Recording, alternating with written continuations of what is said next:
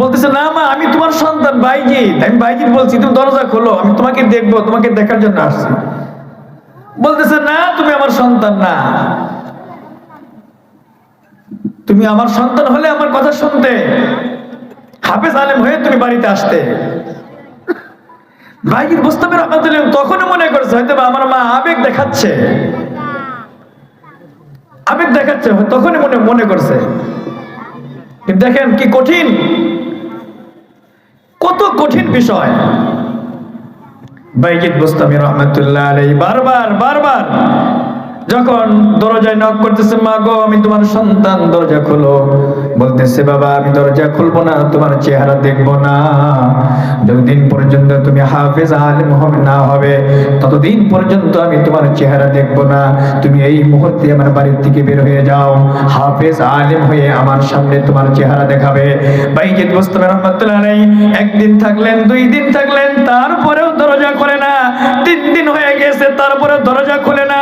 তখন বাইজিৎ বুস্তামি রহমাতুল্লাহ আলাইহি মনের মধ্যে চিন্তা এসেছে, সত্যই তো আমার মা খুব অটল অবস্থায় আছে, খুব কঠিন অবস্থায় আছে। তাহলে সেই যে বাইজিৎ বুস্তামি রহমাতুল্লাহ মায়ের দোয়া নিয়ে পর্দার আড়াল থেকে চলে গেল, হাফেজ হয়েছে, আলেম হয়েছে, বুজুর্গ হয়েছে, এখন পাগড়ি দিয়ে দিবে, এরপরের দিন বাড়িতে চলে যাবে। কথা বলে কেন?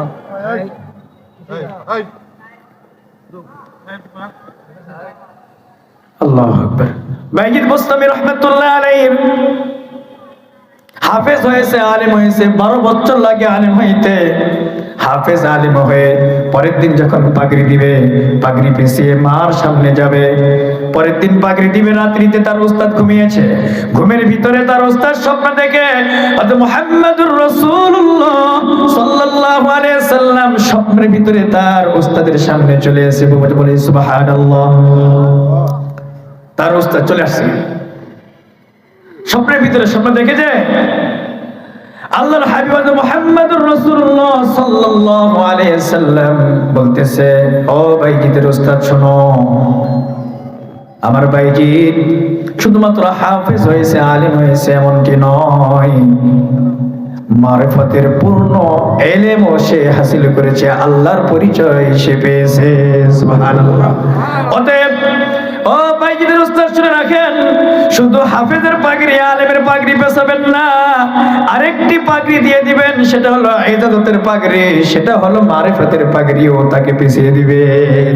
সুবহানাল্লাহ পড়ি, বলেন সুবহানাল্লাহ, দিল থেকে পড়ি সুবহানাল্লাহ, আল্লাহু আকবার, আল্লাহু আকবার। বাইজিৎ বুস্তামি রহমাতুল্লাহ আলাইহি যখন পাগড়ি নিয়ে আনন্দ খুশি নিয়ে উৎফুল্ল হয়ে বাড়ির দিকে যাইতেছে, কত বছর পর, 1 যুগ পর বাড়িতে যাইতেছে। বাড়িতে যাওয়ার পরে দেখে যে তার মা অসুস্থ হয়ে বিছানায় পড়ে আছে, অসুস্থ হয়ে বিছানায় পড়ে আছে। এমন সময় বাইজিৎ বুস্তামি রহমাতুল্লাহ বলতেছে, মা আমি তোমার বাইজিৎ চলে এসেছি। তখন বাইজিৎ বুস্তামি রহমাতুল্লাহ মা আল্লাহকে হাত তুলে বলতেছে, আল্লাহ,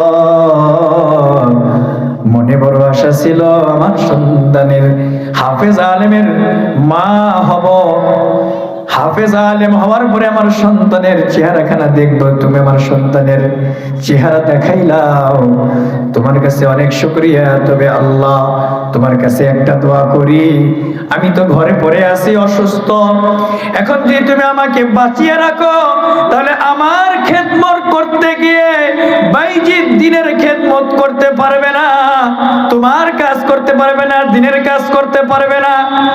ও আল্লাহ, আমার সন্তানকে তো আমি আমার খেদমত করার জন্য এত কষ্ট করি নাই, তোমার দিনের খেদমত করার জন্য আমি এত কষ্ট করেছি, দোয়া করেছি। অতএব আল্লাহ, আমি যদি বেঁচে থাকি আমার খেদমত করবে, ও আমাকে দেখভাল করবে। অতএব ও আল্লাহ, এই মুহূর্তে তুমি আমাকে দুনিয়া থেকে নিয়ে চলে যাও। বাইজিৎ বুস্তামি রহমাতুল্লাহকে বলল, ও বাবা যাও, এক বালতি পানি নিয়ে আসো। সে ওযু করলো, ওযু করে নামাজ পড়েছে, নামাজ পড়ে সিজদার ভিতরে আল্লাহ তাআলা তাকে দুনিয়া থেকে নিয়ে চলে গেছেন। সুবহানাল্লাহ। এজন্য আমার মা খালি সন্তানকে শাসন করলেই হবে না, দোয়া করলেই হবে না, শাসনের উপরে অটল থাকতে হবে, নিয়তের উপরে অটল থাকতে হবে। সন্তানকে ভালো কিছু বানাইতে হলে সবকিছুর ভিতরে অটলতা থাকতে হবে। বাইজিদ বুস্তামির রহমাতুল্লাহ মায়ের মতন হইতে হবে। খালি দোয়া করে ক্ষান্ত হন নাই, দোয়া করে ক্ষান্ত হন নাই। বড়ই সন্তান একদম বড় নিয়ামত। এজন্য সম্মানিত উপস্থিতি এখন শেষ করে দিব। এজন্য আমাদের জীবনের কিছু পণ আর প্রতিজ্ঞা হবে। ও আমার মায়েরা, আমাদের সন্তানদেরকে আমরা জীবনের কিছু পণ আর প্রতিজ্ঞা শিখাবো।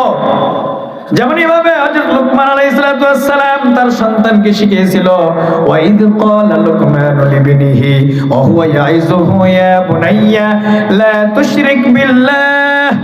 ও আমার সন্তান, তোমার জীবনের পণ আর প্রতিজ্ঞা হবে, জীবনে কোনোদিন তুমি শিরক করবে না। আরেকটা নসিহত, তোমার পণ আর প্রতিজ্ঞা হবে, জীবনে কোনোদিন তোমার পিতামাতাকে কষ্ট দিবা না। আরেকটা নসিহত হবে, ইয়া বুনাইয়া কিমিস সালাতা ওয়া'মুর বিল মারুফ। ইয়া বুনাইয়া কিমিস সালাতা ওয়া'মুর বিল মারুফ। তোমার জীবনের পণ আর প্রতিজ্ঞা হবে, জীবনে কোনোদিন তুমি নামাজ ছেড়ে দিবা না। আরেকটা পণ আর প্রতিজ্ঞা হবে, সৎ কাজের আদেশ করবে, অসৎ কাজের নিষেধ করবে। এই নসিহতগুলো, এই কথাগুলো প্রত্যেকটি পিতা, প্রত্যেকটি মায়ের এই সন্তানকে ছোট থেকে বলতে থাকা, বলতে থাকা, বলতে থাকা, বলতে বলতে বলতে বলতে সন্তানের দিলের মধ্যে এই কথাগুলো গেঁথে দেওয়া। যখনই মায়ের মুখ থেকে, বাবার মুখ থেকে এই নসিহতগুলো সন্তান বারবার শুনবে, বারবার শুনবে যে জীবনে কোনোদিন শিরক করা যাবে না, জীবনে কোনোদিন পিতামাতাকে কষ্ট দেওয়া যাবে না, জীবনে কোনোদিন নামাজ কাজা করা যাবে না, জীবনে কোনোদিন সৎ কাজের আদেশ করতে হবে এবং অসৎ কাজ থেকে মানুষকে নিষেধ করতে হবে।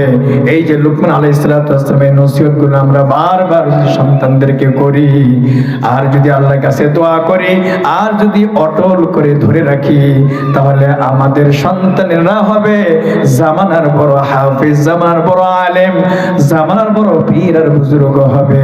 আল্লাহ তাআলা আমাদের সন্তানদেরকে হক্কানে হাফেজ, হক্কানে আলেম, পিতা মাতার সুসন্তান হওয়ার তৌফিক দান করুক। সকলে বলি আমিন।